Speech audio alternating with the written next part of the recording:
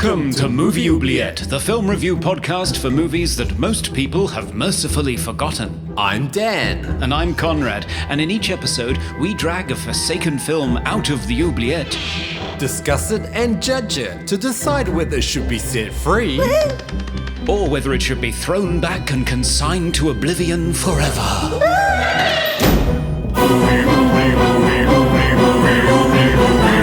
We review the films others tend to forget. Come with us and open up the movie oubliette. Happy New Year and welcome to episode 142 of Movie Oubliette, the intercontinental podcast for forgotten fantastical films with me, Conrad, several pounds heavier in Cambridge, UK. Me too. And I am Dan, now an Australian citizen down here in Melbourne, Australia.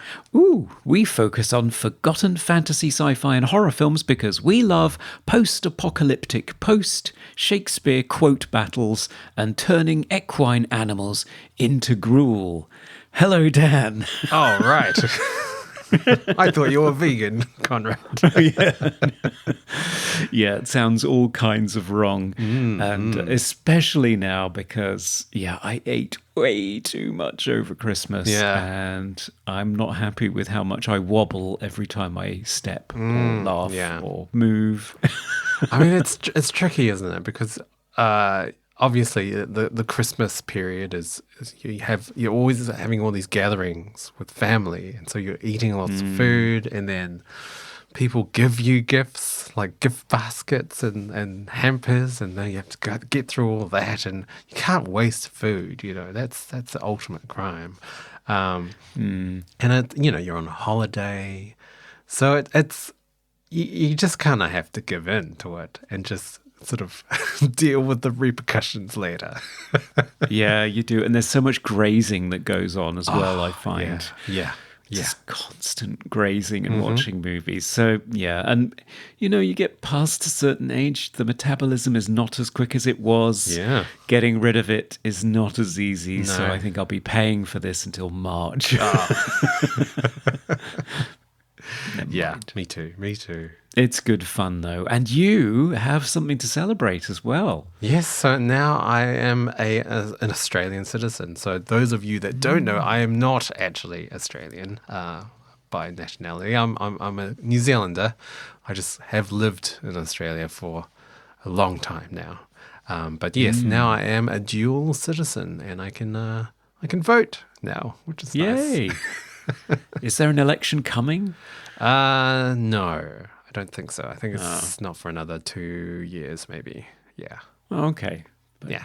When it comes, you'll be able to join in. I can do that. Now.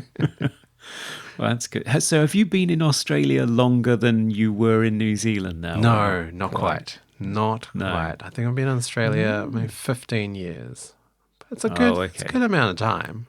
That's a big chunk. Yeah, not as much as New Zealand. Not yet. Yeah. No, interesting. So, during the holiday period, did we get any mailbag from our listeners? We did, yes, and we have some new patrons. So we were joined by film aficionado Andrew C. and iconographer. Welcome, everyone. Great to have you supporting the show. Yes, we welcome. Appreciate it. Welcome to the community. Yeah. And iconographer actually wrote to us to say, "Hi, Dan and Conrad. I know you won't see this until the new year, but I just wanted to say thank you for making such a fun show. I look forward to it every other week. You make the long hours at work or in the car just melt away. I've been meaning to become a patron for a long, long time and finally just told my wife that the only thing I wanted for Christmas this year was to support you on Patreon." Aww. How amazing is that? That is so sweet. Thank you. It really is. So, thank you, iconographer. It's great to have you aboard this year, and I hope you enjoy it. I hope we don't let you down. Yeah. No pressure.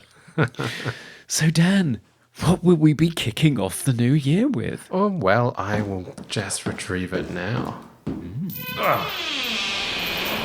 Okay, I'm on a swing bridge over a roaring river. Oh, that's airy. Yeah, bit wobbly. I think the movie's in the middle. Here, hang on. Here it is. Oh, is that a lion? Oh no, quick, come back. Okay. Oh. Hey, I heard of you, man. You're famous. Okay, I am back Wow, on solid ground. thank goodness. So what did you bring back with you? So today we are going to be discussing the 1997 sci-fi drama film, The Postman. It's directed and starring Kevin Costner, based on a book by David Brin.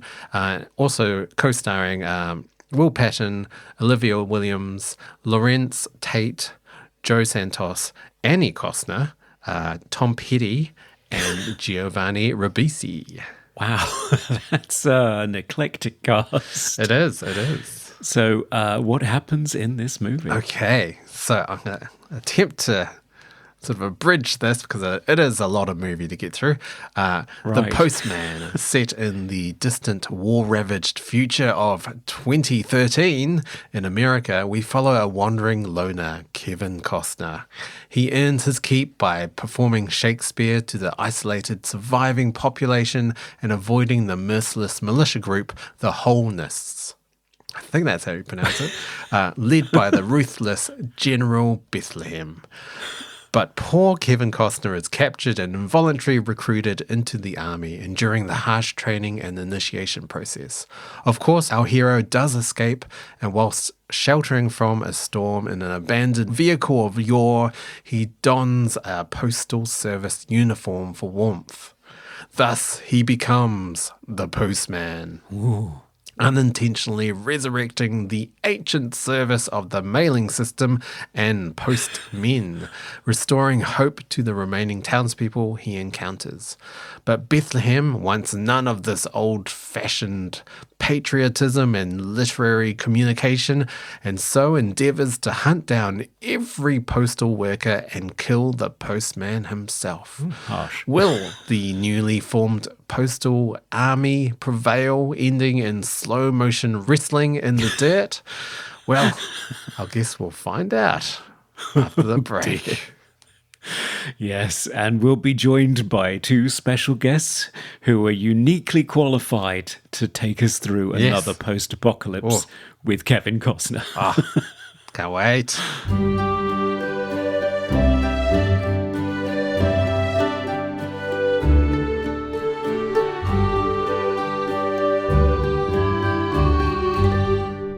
Our special guests today hail from the aptly named YouTube channel Film Joy, a place where even the most jaded media consumer can go to rediscover their childlike wonder at the magic of the movies, even for films like Battleship, Street Fighter, and most recently, Brotherhood of the Wolf. They find something to love in everything, and that's why we love them. It's Zoe Wells and Mikey Neumann. Hooray! Hello. It's so great to see you again. How are you both doing? Great. Yeah. Oh, I'm sorry, Mikey. We haven't done this in so long. Yeah, we're all in well, you're still in Portland. I am now a Yes. Californian. Ooh. Yes. And how is that? Amazing. I have gotten so much more opportunity here just so far. So I love it here. And the weather is really good. Yeah. Ah. So that works out for everybody. Well, speaking of weather, we had a bit of an apocalypse on our first attempt to That's true. record this podcast, yes. Zoe. Yeah. It wouldn't be Film Joy if there wasn't at least an apocalypse. Right. At least one, maybe three. Yeah. So Portland has experienced its coldest day in like 40 years. It was 11 degrees, I think, but they were saying it felt like below zero. And we literally heard a transformer explode. Nasty. Wow. Was it Optimus Prime? Gosh, I hope not. And then our power went out 10 minutes later. Oh. We lost power for like 30 hours. And Oh we had my to gosh. get everybody to a hotel. And it was not the relaxing weekend we were hoping for. Well, luckily we gave you this amazing film to watch that Oh, everyone gosh. is always talking about how much they Yeah. love. Is this the part of the podcast where they play me on the last podcast being like, that movie holds up? Well, yes. Well, we first met sharing our love for the Kevin Costner post-apocalyptic epic Waterworld. And at that time, we threatened each other that we would reunite to watch his second attempt at the Acosnalypse. That sounds all wrong. It does. Yeah, so this is 1997's The Postman. All 3+ hours of it. I'd never seen this before. Had you, Dan? I had seen it before. I must have fallen asleep in it because I don't really remember much of it at all. I do remember Tom Petty eventually cameoing, As himself. as himself, yeah. It's a good 2.5 hours into the film before he even arrives, and kind of a pointless scene. It is too little, too late, but it is also incredible just how little of a poop Tom Petty get. Like, even in the apocalypse, even though everyone is dying and armies are invading everyone else, he's like, hey man, it's a pleasure to be here, you know? Like, Yeah. Gosh, water is pretty cool, huh? Anyway, before that, I guess, there's movie without Tom Petty. Much of it. Yeah, most of it. Yeah. And had you seen it before, Zoe? No. Okay. No, I did not even know what it was about. I just knew that Kevin Costner was in it. I didn't even realize it was an apocalyptic film until I'm like reading the Amazon Prime like description, and I'm like, oh, okay, so we should be in for about the same bag as we were before, and I was wrong. I think what broke my brain, because I tweeted last night, like, oh, I just watched the Postman, forgive me. Reasonable. It was pointed out to me on Twitter, this person's read of the film was this the movie where the white supremacists tried to like stop the post office from existing? And I was like, yes? Weirdly prescient. Yeah, wildly prescient. So it was it's a strange movie. It is a very different apocalypse than Waterworld. Yeah, I mean, I do have questions about the apocalypse. So it's like a post-war apocalypse. That's it. So I guess the whole world went into war and just everyone got decimated. But I think, wasn't there also a plague? Didn't a lot of people die because of a plague? That's right. Yes. Sure. Yeah. It's not been going great for them.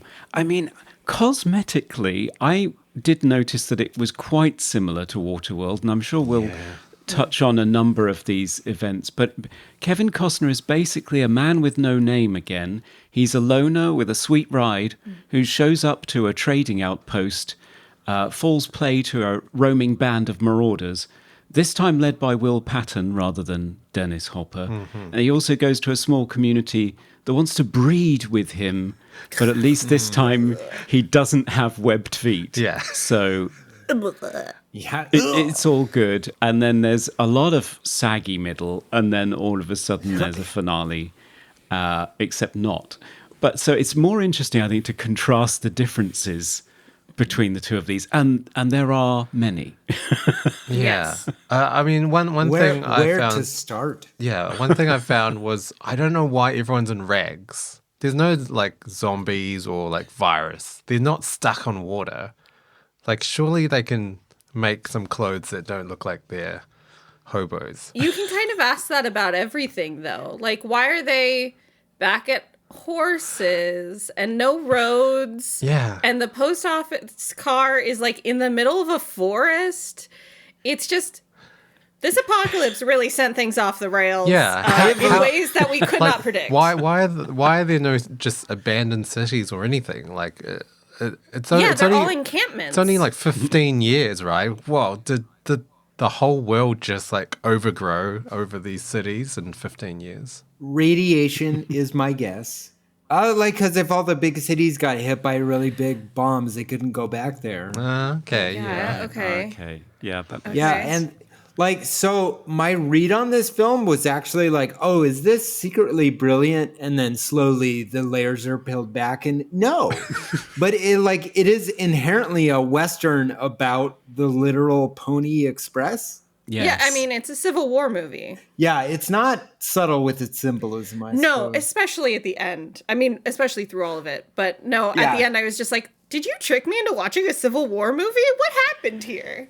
Yeah, there is kind of a final. Well, it promises a final battle between the blue and the greyish, greenish, brownish. Yeah. But it's essentially exactly the same. But they sort of line up, do their Braveheart speeches. Yep. And then Have a wrestle.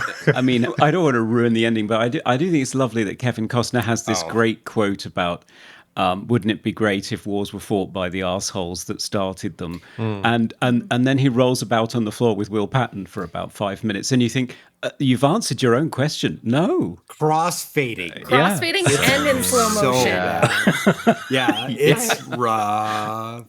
And you quit Yellowstone? Like, I'm sorry, are you going back to doing this? Yeah. All right, Kevin. Well, he's doing a huge Western epic this year, I think, in 2 parts. That's what everyone's like. Make movies again, please. We've already removed part 1 from Mission Impossible: Dead Reckoning. Like, I'm so tired of the shipping 2 movies thing. I'm sorry, that was a random rant. No, I get where you're coming from, but I also would, Sam was telling you guys earlier, we had to split this up into 3 separate sittings because it's a 3-hour film. And like, I'm 3 sorry. films, in fact. Yeah, pretty much. And it's just like, I get the 2 hours after my daughter goes to bed. I don't want to spend it with Kevin Costner all the time, guys. I'm just going to say. Yeah. Bill, his mule was so good that I thought I was going to lose my partner. So Bill is the best character Absolutely. in the film. Yeah. And is killed like less than a third of the way through the movie. And my partner, Tara, was like, I'm not watching this. She's like, I'm done. Yeah, they kill Bill. I know. I was so upset. And then they make a stew out of Bill, and then he doesn't even eat it. I mean, it looks a little bit like inedible cement, though. Like, I don't know what they did to that meat, yeah. to make it look. Yeah, something British, I think. But this is such a anti-equine movie because not only do they kill Bill, but later on they have a trusty horse in the cabin. And Abby, the female protagonist in this movie, she just offs that horse and serves it up as gruel without batting an eyelid. It's harsh. Yeah. This movie does not like horses. And yet it employed so many of them. Yeah, it's weird to like think and talk about this now because like in the realm of how idealistic this film is, like, rah, we're America, we're the post office, we're about doing right. Also, eating horses is like dope. Yeah. Like it's so many. Like, I'm sorry, are you the good one? The horse eater? Okay. Yeah, but they do have plenty of horses and no other farming animals. That is true. Apart from an occasional lion. Yeah. But, yeah. Yeah. So going back to the beginning of this film, there's just a lion, guys. Yeah. There's just a lion sort of It was in Alexis. the yeah. Pacific Northwest, and it does just commit murder, which I love. That a huge fan of lion murder. As it The turns lion out. is MVP for sure. Yeah. Oh, yeah. After Bill, of course. But I love the explanation, though, of it's like, oh, there was just a zoo around. And I'm like, where was it? Go live in the zoo. I don't know. They have, like, enclosures at least. You actually just pitched 1,000 times better film. Yeah. Kevin Costner surviving the apocalypse in a zoo. So it's not a sequel to Matt Damon's movie, We Bought a Zoo. We're trying to survive in a zoo.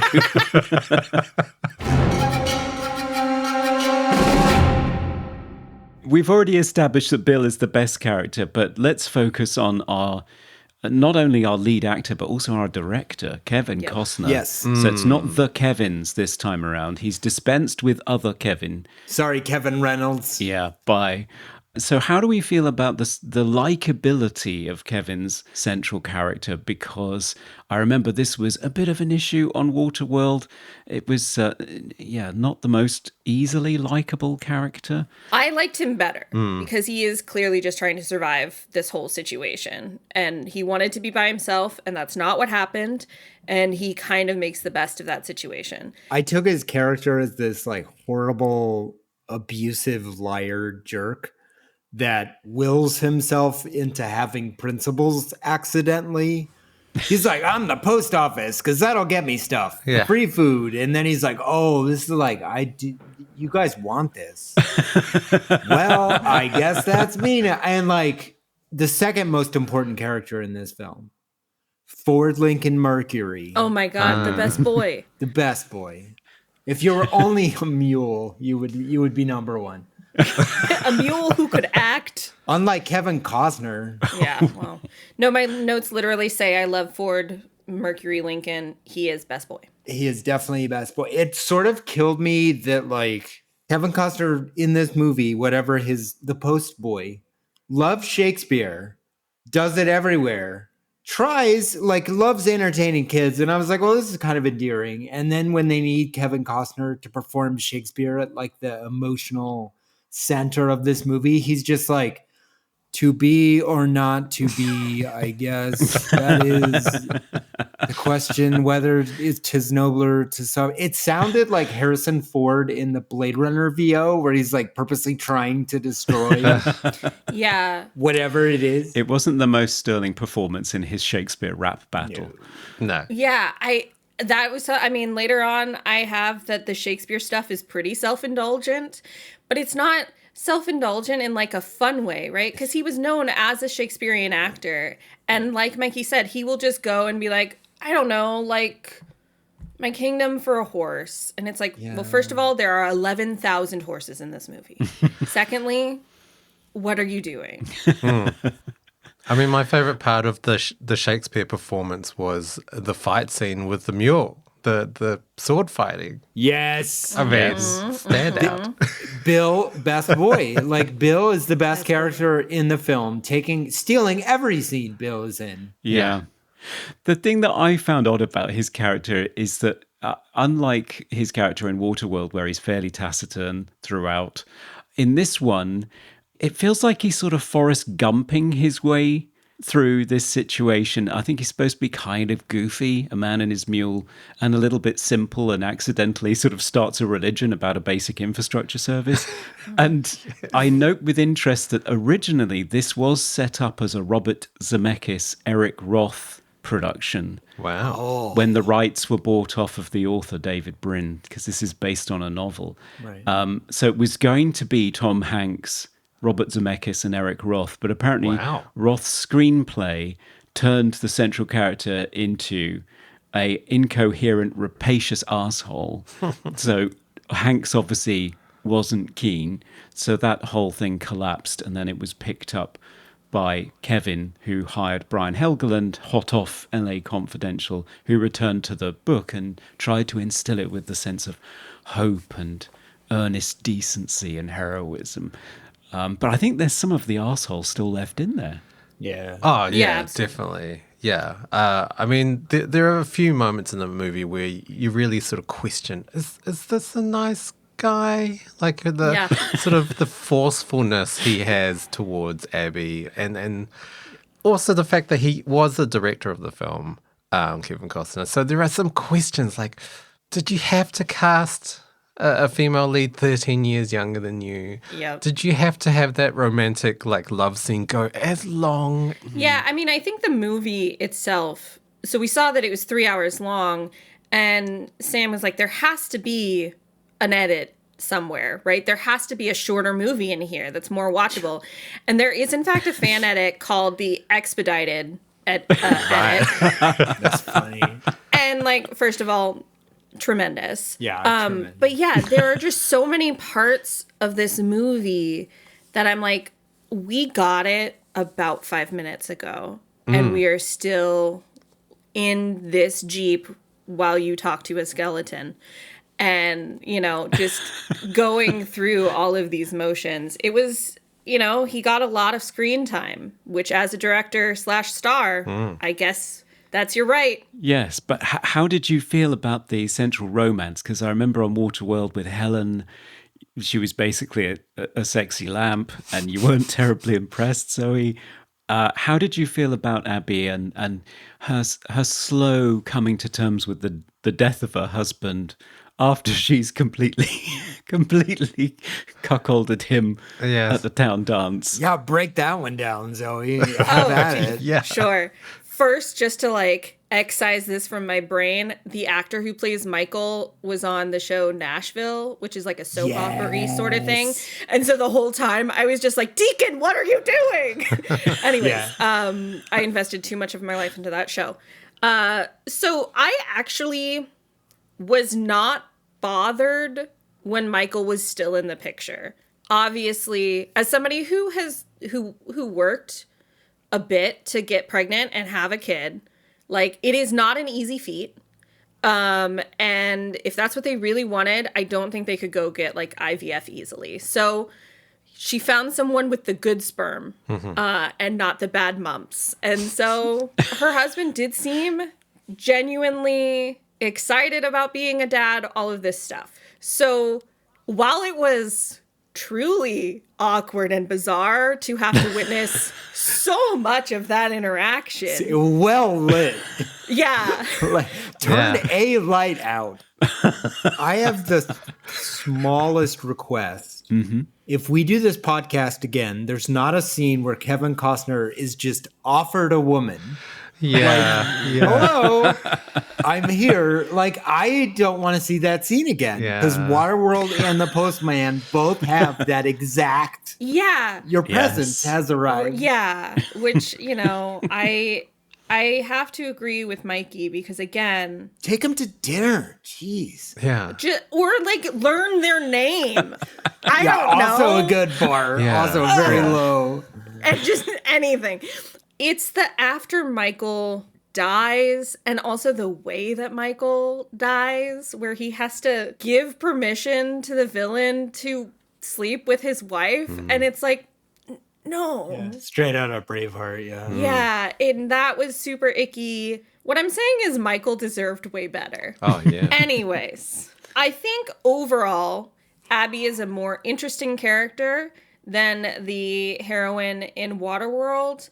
But she is also a plot device. And by she, I mean she is carrying the plot device.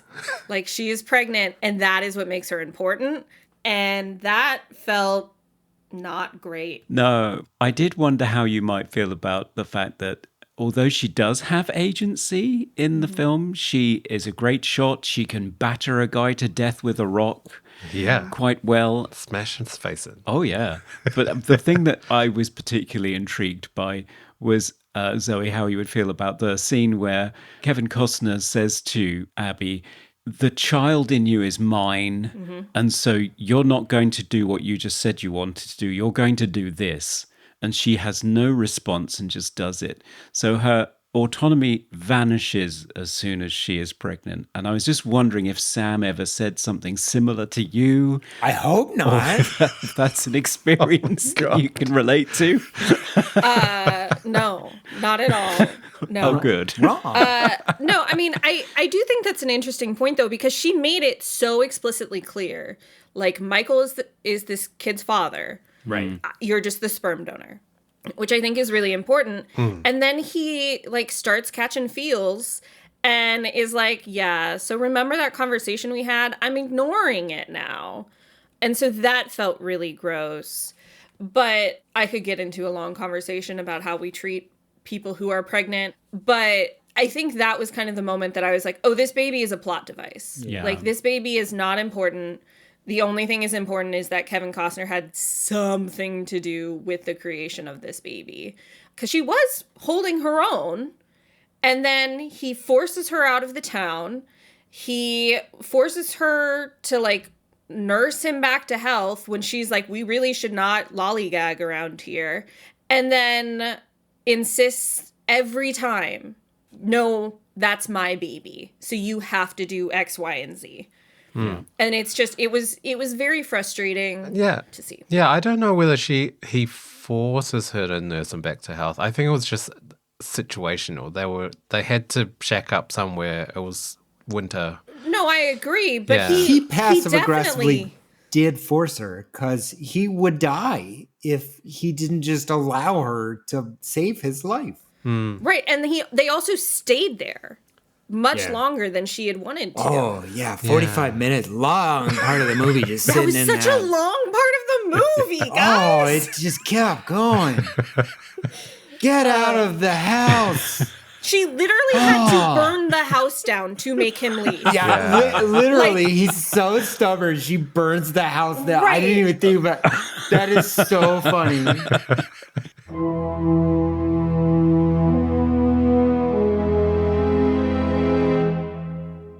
This movie is very, very epic, like huge production value. Beautiful photography. Oh my God, yeah. Did it feel very Oscar baity? Yeah, whoever designed the costumes, I would be impressed if someone beat them that year, and people noticed how good the costumes were in this movie. Cinematography and costume. It wasn't writing. No. Probably not acting. No, I don't think so. But I mean, it is a lot of location shooting. It's, one of the largest sets, I think, that training camp for the Manosphere fascists that we meet up with the militia. That's like an abandoned mine, and I think the set is several miles wide or something along those lines. So that's pretty impressive. It looked like such old Hollywood, like big open landscapes. Yeah. Definitely like Western sort of landscapes. It did sort of occupy like multiple genres really well. And the production design, I would say that should have got an award. Yeah.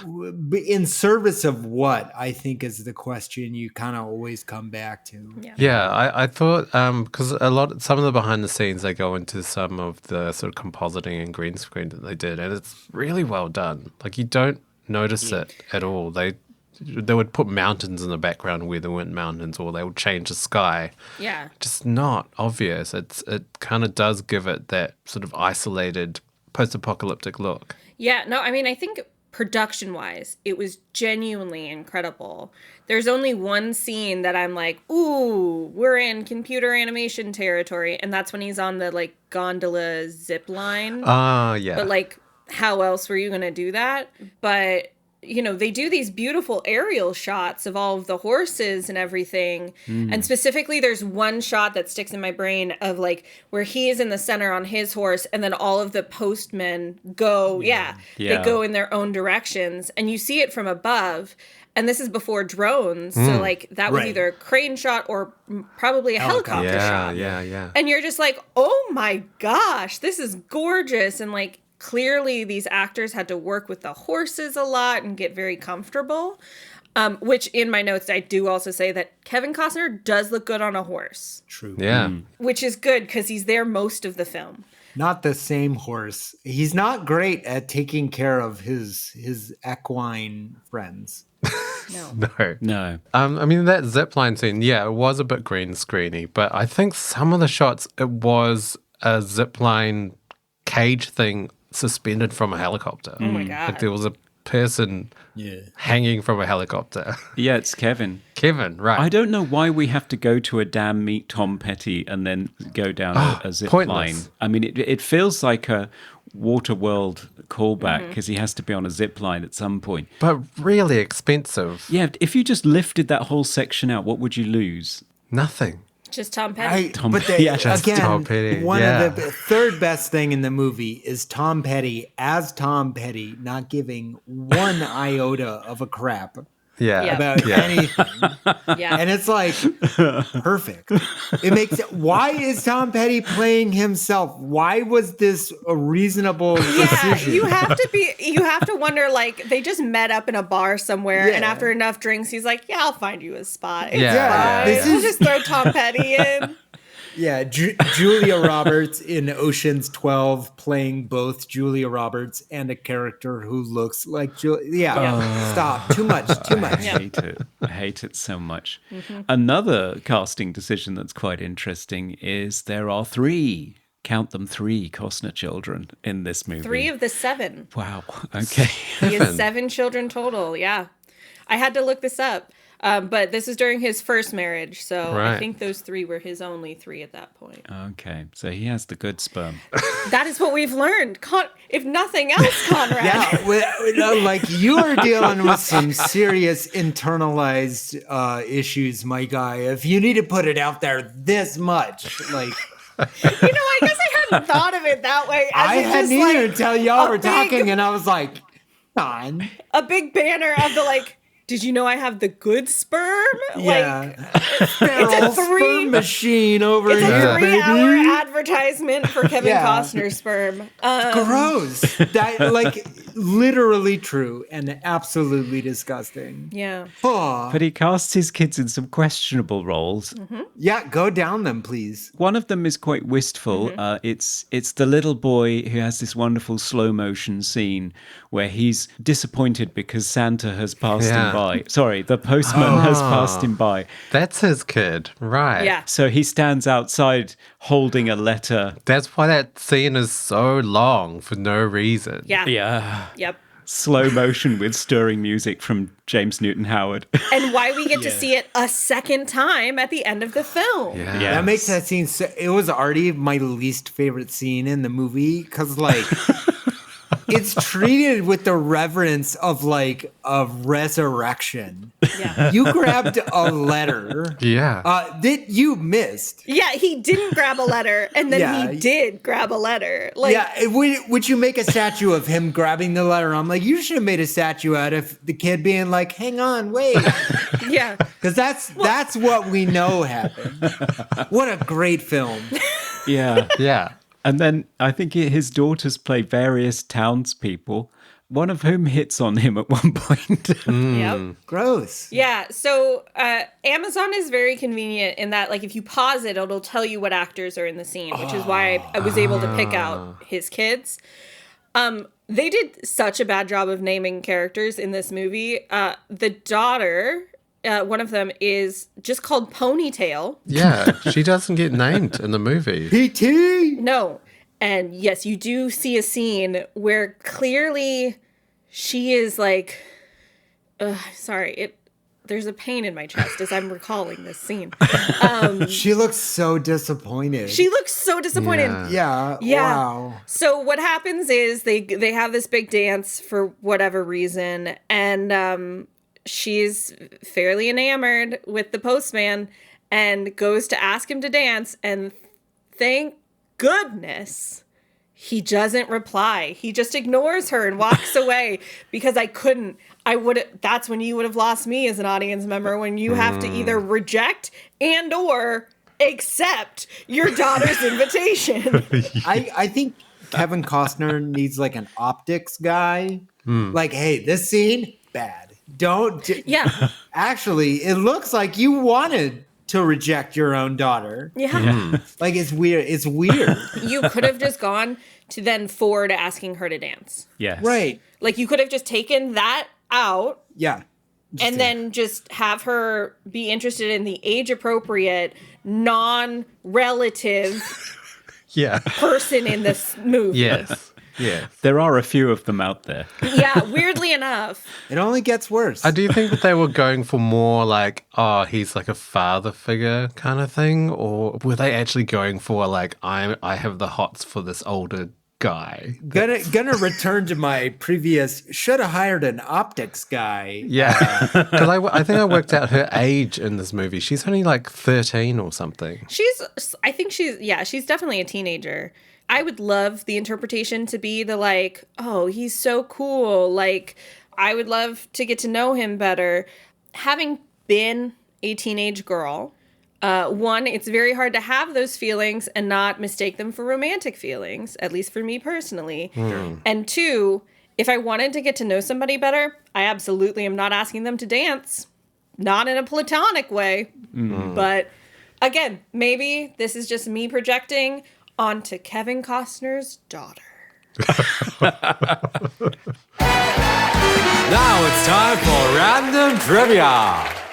Dan, what fabulous piece of trivia did you find in the postman's bag today? Oh yes. So this movie is based on a book by David Brin. But did you know that David Brin also wrote the story to the 2000 Dreamcast video game Echo the Dolphin Defender of the Future, developed by Appaloosa Interactive. So it was the fifth installment of the Echo franchise and also a reboot where you play as a dolphin. They're still trying to reboot it again. Are they? Yeah, I did. Wow. I'm a big Echo fan. I'm sorry. I'm such a dork. Yeah, I mean, I remember remember playing it, and the plot of this game is the aggressive alien foe were once engaged in a war with Earth, but were repelled by the combined forces of humans and dolphins.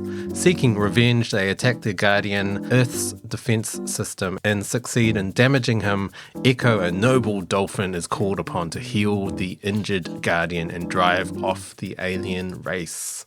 And yeah, I mean, David, also the author of The Postman. So there you go.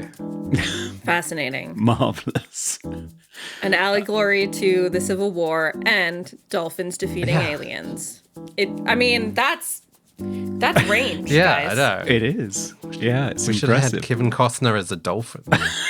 I just thought of the wildest thing. So this is a movie about like, we're going to bring the post office back. We're going to make this happen.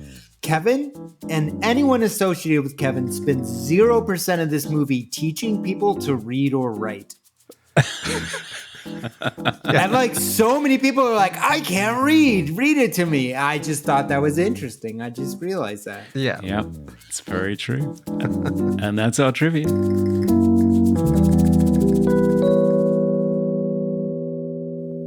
It really is, no pun intended, a love letter to the post office. Yeah. Very literally. So the author of the source novel, David Brin, said that the whole point of his novel was a rejection of the sort of cozy apocalypse genre that he saw growing up, where the whole of the world is wiped out apart from a handful of people who have a great time romping around empty shopping malls. He was sick of that, so he wanted to do something to show how bad that would be and what the importance of connectedness and community were. And so this re-emergence of the government and of the postal service connecting people. Question. Okay. Because I've been waiting to throw this hand grenade for the whole podcast. Oh, no. I'm sorry, Mr. Bren, was your point to make a love letter to the post office where they become not only a standing army, but like a militarized organization? Kevin, you need an optics guy. Yeah, they literally go postal. Yeah. With a sort of messianic central figure. And that's the thing that I also find weird about the movie, that everybody sees something in Kevin's Forrest Gumpy figure that he doesn't see. Everybody, like the magical blind lady, can tell that he's special. The villain can tell that he's dangerous. But then the next time he meets him, doesn't remember him at all. Yeah. And I don't get the sense that there's been a significant passage of time. So Will Patton's... Just face blind. Yeah. Yeah, but everybody who meets him sees something in him that he doesn't. They see the legend. And then they unveil a statue at the end of Kevin. And it's like, it feels very much like a misguided vanity project at that point. And I don't think he consciously intended it that way. Yeah. Well, I do feel like it was a kind of an ongoing trait of his characters, the sort of reluctant hero. Like that's just Kevin Costner's characters throughout all his films, and it's just, I guess, another one in this film. Yeah. Yeah, I mean, he certainly falls into the hero, and very intentionally, right? He's just like supposed to be on his own, doing his own thing with his mule, and then he ends up starting this religion and everything. But as, you know, Mikey said, he started it because he wanted food. Like, he just lied because he knew that he could. He made up a president. Yeah, he made up a president. Literal treason. Yeah, he lies a lot. I mean, if I reach down real deep, I can see where he started this in a good-hearted fashion, right? Sure. He found the abandoned post office truck, stole all this stuff from it. I can only imagine light it on fire. And then he's like, well, I mean, I guess this isn't so far away. I'll just make a pit stop. And like, he didn't have to do that, but he also sort of did to eat. So I may have just talked myself out of my own point here of saying that he was sort of trying to be good, and instead he just accidentally was good. Yeah. Yeah, and then was horrified at the religion that he'd created because people were dying. Yeah. Yeah, people shouldn't worship their job. Actually, you've done the worst thing. Yeah. Kevin? I will say, and we all lived through the recent pandemic. It was comforting to be able to talk to people. For sure. And obviously we had like Zoom and Skype and whatever else to do that. And so I would find great comfort if I got a letter from my sister after I thought she had been dead for 5 years. Yeah. I think ultimately restarting some line of communication would have been a very, very good and hopeful thing. Yeah. I don't think he had to make up a president. I don't think he had to lie about the whole country. Again, just talking about it makes you think other things. So, like, for all of this to be true, you're Kevin Costner, you're making this movie. It's about how great the post office is. I'm going to screw my way across America and deliver some mail. Like, you literally have to invent an army of people that just hate the mail, I guess. Because there's not really like people to be like, don't deliver the mail, we'll stop you. Like, you have to invent an army that just hates the concept of government and mail. Yeah. I mean, I think the army hated the concept of not them.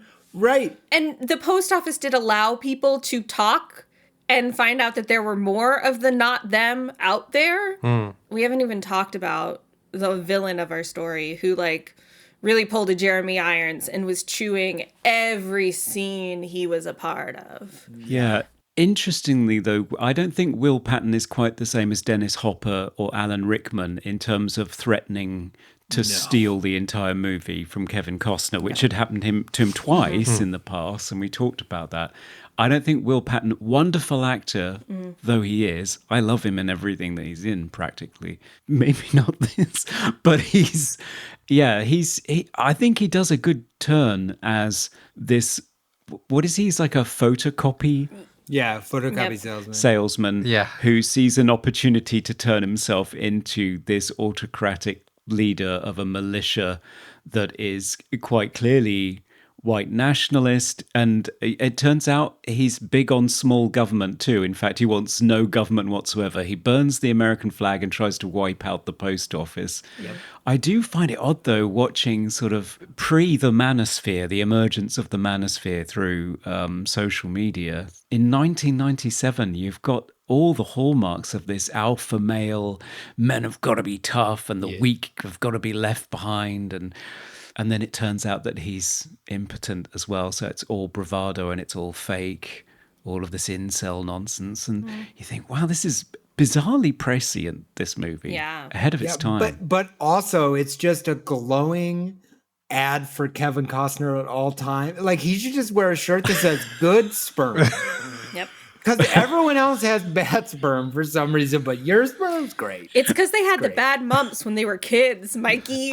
There are names for diseases in films. Like, I know. Nothing has ever given me the chills quite like, oh, he's got the bad mumps. Yeah. I don't want to know what that is. Like, what's the good mumps? Don't answer that. I will say I really enjoyed the villain. I mean, in the way that he made me hate him so much. Yeah.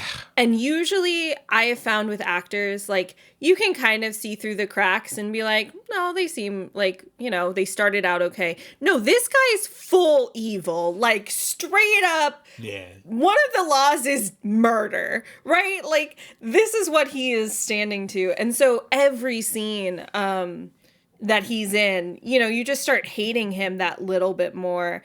And I know we're going to talk about favorites later on, but my favorite line actually comes from him when at the big finale, everybody's on their horses, whatever. And Kevin Costner waves the white flag to, start the duel. And one of the people is like, is he surrendering? And the villain is like, God, I hope not. Which is my favorite line in the film. Yeah. And I think that's his driving factor is he's like, I want to murder, guys. If you'll just let me murder, then everything will be fine. And so, I don't know. I was very impressed at how much I hated him. Yeah. I think he is truly hated. Well, like, I think Kevin really wanted the bad guy to be really evil. Just Yeah. hates the man. But he still can't kill him at the end because, of course, you can't kill the bad guy. But there is the body count in this movie is huge. Like every character just gets killed. Like the sheriff gets killed. Yeah. Michael, the husband, gets Groups killed. of characters. Yeah. Bill. Bill gets killed. How could we forget? Should we talk about the wrestle fight at all? Because it is like, it is a full on, like you're expecting this huge climax in this movie. And then two dudes just kind of go, I got your ear. Yeah. And it's slow-mo, cross-fading. It's so like, bad. dust everywhere. It's kind of pointless. You're waiting. There's such a build-up for this big battle duel. Yeah. And then it's just Nothing. What is this? Like some sort of like 80s music video? Yeah, well, and specifically how they started the fight, right? They human joust each other off of the horses. Launching. Yeah. They're just Yeah. like, this is gonna be the greatest hug that has ever happened and committed to film. Not the most choreography on display, I think I've seen in a fight scene. Not John Wick. That was exactly my thought as well. Though hilariously, I did point out when we were noticing Bill was probably definitively gonna die. This movie kind of was John Wick. They just didn't use it. Yeah. He could have been mad about Bill that whole time, and we would I have would have bought it. accepted that. Yeah. I wanted revenge for Bill. Justice for Bill. I would rather a mule be a plot device than an unborn child, that's for sure. A better plot device in every way. Anyway. Yeah, but don't we feel as though this movie is so brave to have a pacifist ending? No. Isn't this the ending of all action movies? Given the way you've set up this villain character, I feel like he'd be like, sure, let's fight, shoot them all. Yeah. Like, you agreed to the tickle fight? You're not hard. You're not hard. I'm sorry. And then at the end, he's like, I'm the leader of this clan. And people just like accept that Yeah. Everybody's on board. Yeah. so easily. The henchman on the other team is like, hey, Mentos, Yeah. baby. Yeah. And then I think the funniest thing for me, and I didn't even notice it, Sam did, is they're like, law number 1 is there's peace. And then law number 8 is live and let live. And I guess we'll just fill in the rest later. You know, we got 1, we got 8. We'll just like figure out 2 through 7. Law 2. Kisses. Lots of kisses. But only for Kevin Costner and his good sperm. Only. And Kevin's kisses. Man. I'm so sorry course. that Mikey and I have said sperm so much in your podcast. This episode is about a film Kevin Costner directed. You can't not talk about sperm. Absolutely, yeah. Coming to you live from the Movie Oubliette Theatre, it's the prestigious Mbly Awards. Hello, it's that special time of the pod, the Mbly Awards, where we nominate our favourite Bethlehem branded parts of the film in a number of postal uniformed categories. Best quote. There was, I don't remember the exact line. It was an Abby line. It was when she has to explain everything that she needs to happen and then removes all of her clothing. But it's like, my husband's okay with this. This is fine. I need you for this and this. And like, it's a line that no one ever wants to get. And I think like a hand where due, like impressive. Yeah. A lot of heavy lifting in that line. Yeah. There is also another, it's like a background line when they change the post office oath Oh, yeah. to something along the lines of like, you know, it's like rain, sleet, snow, hail, will deliver your mail, whatever it is. So that's the original one. And then the newer one they come up with is definitely about murdering the white nationalists. And I'm like, oh, so we've changed our mission statement a little bit. Okay. There's a little Hunger Games in there. All right. Yeah. Yeah, 24-hour track delivery plus complete genocide. So that's Yeah. great. Yeah. So my favorite line came very early, and it was in one of my favorite scenes with my favorite character, Bill. And it's where Kevin says to the mule, What are you worried about? All you got to do is stand there. I'm the one with all the lines. Yeah. Which I thought, oh, it's so meta. It's wonderful. Best hair or costume? I think there is a clear winner in the costume category, and it has to be Will Patton as Bethlehem in his leather pants. Because honestly, I think any man deserves to be a vicious autocrat if he can pull off leather pants. That's true. The word deserves was doing some work in that sentence. You know, I think I could even go for a Trump second term if he Oh, wears leather pants throughout. You don't live here, though, so...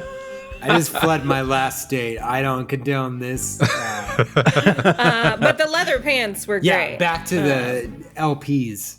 Yeah. Yeah. I found the sort of difference between the costumes wasn't much. So the good Postman, they still had a red collary thing. Yeah. But the bad guys also had a red collary thing. Red, white, and blue. It was red versus blue, but both red and blue are gonna be red and blue. Yeah. In the It other, was a bit confusing. Very confusing. I think the only time that I really particularly noticed the costumes was when you see Ford actually like embroidering the post office like sigil onto his jacket. And I thought, if you look at all of the postmen, especially in their camp, like in the post office town, they all have taken the time to either put the American flag somewhere on their clothing or put the post office sign. And I just thought that was like a really incredible detail. Yeah, this that 6-star they didn't American necessarily have to have. Yeah. Yeah. Most 90s moment. I was going to say it's a Western, but not really genre. So you had Back to the Future Part 3 in 1990, Ravenous, City Slickers, Wild Wild West, and Vampires, John Carpenter's Vampires, which I think is essentially a Western. definitely. There were a lot of them. Sorry, Unforgiven. Yes. Wyatt Earp, also Kevin Costner directed that. Yeah. Yes. 90s for me, I think, Conrad, you mentioned this in Waterworld. Like zip lines? So Yeah. What is it zip with lines again in this movie. A pointless zip Yeah. line. Talk about the least repairable like infrastructure possible. Like if that snaps, well, that'll be down for 4 years. So Yeah. Yeah. Favorite scene? My favorite scene in this movie is when you're in the training camp and they have nightly screenings yes. of The Yes. Sound of Music. Oh my god, thank you. I have that in my notes, being like, I love the movie nights, and then I was like, oh no, I haven't talked about them. Oh no. Yes. My favorite is at one point the projectionist tries to do alternative Yeah, programming and right. show Universal Soldier, and there's almost a riot. yes. Oh yeah. People start throwing things at him and like Throwing he's rocks. At the booth, yeah. Oh, I loved that. It's great. Julie Andrews, Great in the Apocalypse, Dolph Lundgren, that's a no. No. All right. Yeah. Heard. So the fascist militia manosphere group really loves the Julie Andrews musicals. Loves it. Yeah. Yeah. Yeah. I think I'm also sort of bummed just now realizing this was a movie where people appreciated, adored live music. Tom Petty shows up in your movie and no one's like, get him a guitar. Nobody. No. Yeah. Nobody. Everybody else gets to sing. Tom Petty, get out of here. That's true. Yeah. Most cliche moment. I'm going to jump right in and go for an obvious cheap shot, which is Desperate Housewife wants to bang the postman. Oh no. I hadn't even. Sorry. I mean, that speaks to me. Like, I think, again, the woman being the plot device is certainly a cliche that I noticed. Kevin Costner inventing his own cliche where women just go, hello. That is amazing. Like, that's your cliche. Yeah. You know, Conrad, this whole time you've been talking about how, like, people see something in him that he doesn't. This started maybe like 15 minutes ago. I was like, does he have an aura of good sperm? Like, can people just sense it? yeah. It's probably a musk. Oh, yeah. Yeah, right. The pheromone, the yeah. pheromones tell you it's good sperm in there, and so we must protect him. Anyways, It's got to be tough to go to a restaurant. Every table is just like, Has Costner ever done a fragrance? Because he oh should. God, yeah. Just call it good sperm. I'll ask him. Best special effect. All of the practical stuff with the animals, so cool. Not a special effect, but horses though. Yeah, and a real lion Yeah. as well. Whereas, these Right. days, never real. Yeah, you would never get a real lion. I was going to mention that putting a real lion in front of a green screen and just getting it to, through a trainer, getting it to do the actions they need it to do and then compositing it into the scene. I much prefer that to all the digital animals we get, but then maybe that's better than a bunch of animals being in captivity with trainers all the time. I don't know. The special effect for me was all the sort of subtle compositing and green screen stuff. And there's the scene with the snow. That's not real snow. That's like added, which is amazing. Really? Yeah. Wow. Like, I saw the sort of raw footage. There's no snow at all. When they have that sort of snowstorm and he has to save Abby because she's fallen in the river for some reason. It's not real snow. Wow. Favorite sound effect. All of the sounds that James Newton Howard made were great. Oh, yes, on the score. The score is exceptionally good for, like, the music was rousing when, like, literally nothing is happening. Yeah. It's true. It's alarmingly close to Apollo 13 in places. Yes. Unfortunately. Like, almost note per note. Wow. I mean, I enjoyed it. Like, it got you in the right mood. It's tonally perfect. Like, it sounds a little cheesy now. Like, it does sound like really rousing 90s score epic. It was effective. It was, yeah. He even broke out the panpipes for the running across the suspension bridge. Yeah. My favourite sound was the weird grunting noises that Kevin makes in the van. in Yeah. the car. Yeah.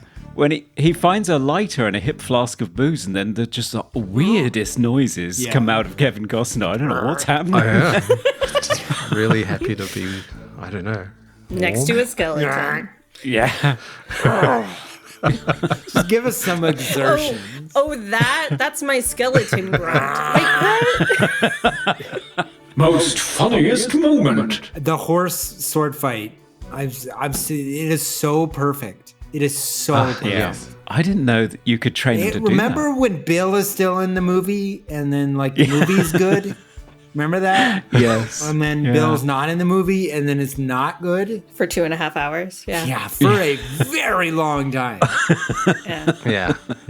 I think for me, one of the funniest parts is when you see the realization dawn on Kevin Costner that she is the one who set the house on fire. Yeah, right. That Abby is the one who's like, no, we're leaving, guy. Like, I packed her. And he's like, all our stuff. And he's like, no, I already packed it. Who do you think set the fire? And you're just like, all right, I'll see where this goes. Yeah. Like, I thought that was very funny. Yeah. I love that someone else made a decision for Kevin Costner, and for the first time in that movie, he's like, well, I guess I have to do that then. Because it's usually him like, I've made the dumb decision, and we're doing the thing. And this time, somebody else did, and he's like, well, I guess that's what a relationship is? Yeah. Sometimes? Weird. Yeah. He doesn't look comfortable with it at all. No, he's not. No. He's not at all. For me, the funniest moment, I'm sorry, maybe I'm just a cynical Brit, but the moment when the little girl begins a spontaneous chorus of America the Beautiful. Blocked it from memory because it was quite bad. Like, why do you know that song? Yeah, they kind of make a whole point at one point to have the conversation of like, well, these younger people never knew, America before Right. and all of this stuff. The old guy, he was like a rocket scientist or a satellite technician yeah. or something who becomes the postman. when they're having their conversation of the like, well, they don't know any better. Like, they want a better world and they've never seen one. And then, yeah, they break out like American classics and you're like, sure. Yeah, but like also there's this huge roving army that will just murder you if you say the word post office. Yeah.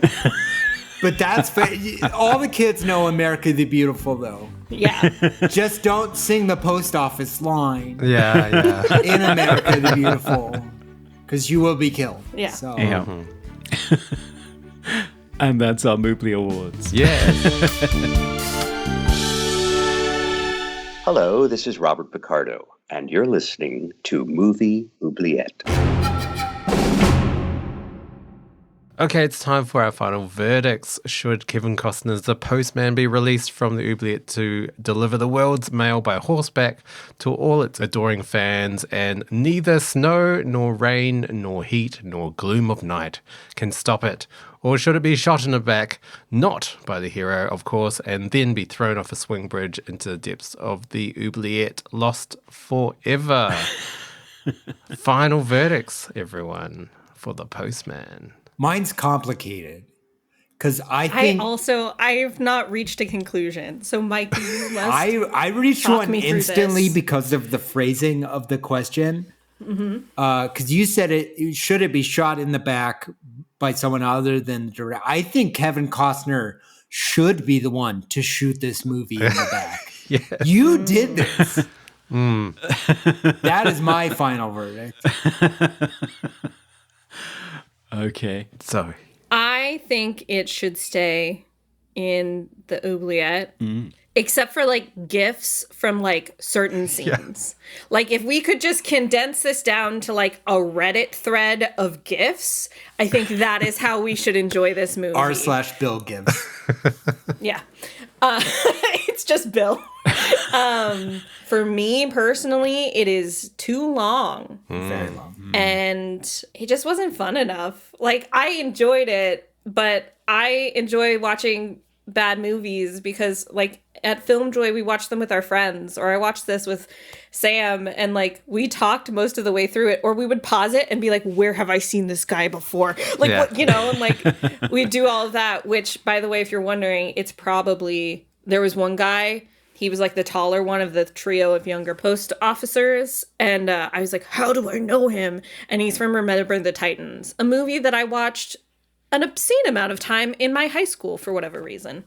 Anyways, I don't know. I'm not going to watch it again, guys. And I think that's my criteria. Is I'm not going to do it. Okay, 2 for 2. How about you, Dan? yeah, I think I might be an outlier here. I mean, I didn't hate the movie. I'm sure it's not a perfect movie at the same time. And yeah, Kevin Costner, he's not my favorite actor. I don't really like him. But I think the premise alone for this movie, maybe the source material is what I like. I did enjoy that. Like, what if in the future, you know, technology is kind of gone and the population's decimated and we're trying to reinstate the postal service. Like, that's, I don't know. I think that's interesting. I thought Will Patton was a great villain as well. So I think if you trimmed like an hour of this movie, just like, Yes. it would be a pretty solid film. Not a great film, but pretty solid. And maybe I would recommend a 2-hour version of this movie. I think on the whole, I can't really recommend this movie. Although Waterworld is just as notorious.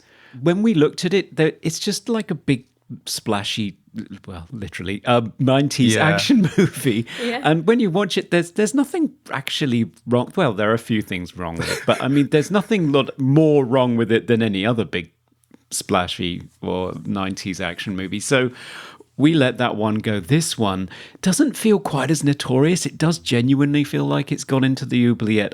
Having sat through 3 hours of it and finding so little to recommend about it, I kind of feel like it should just stay there. Not because it's dreadful, just because it's just not very good. It's really dull.